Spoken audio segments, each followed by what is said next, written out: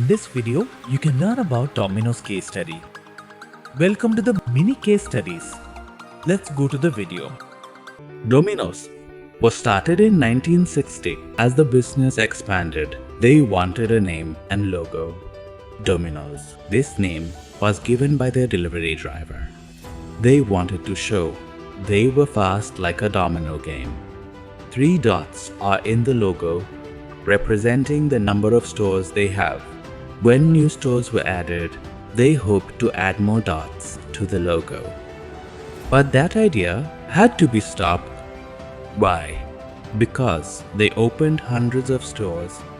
In today, Domino's currently operates 20,000 stores across 90 countries around the world. And last, start anyway and success will find you. See you next video. Subscribe for more.